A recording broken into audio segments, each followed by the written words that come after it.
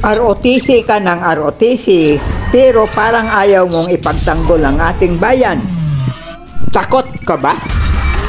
Pulong Biden, ang attack. Pag nagkaroon daw tayo ng casualty, sabi niya, AFP o kahit anong, automatic ang MDT. So, ano pa ba ang doon? Wala nang sigurong matinding statement galing sa Amerika. Kasi ibig sabihin nito, nasa waiting game ba tayo? Waiting game? Pag may nangyari, halimbawa, dyan sa basaan ng tubig dyan na hindi tayo gumaganti, may madisgrasya dyan na Filipino citizen o Filipino serviceman.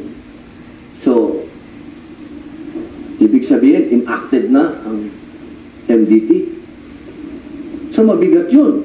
Mga kababayan, yung Mutual Defense Treaty, pag binasa niyo yan, mabigat yan. Ibig sabihin, gera na. Aba, handa ba tayo doon?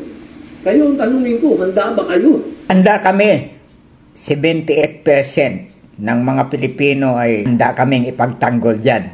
Ikaw lang ang hindi nakahanda kahit ang dami-dami mong hair power dyan na inipon Pagkakataon mo nang magamit yan.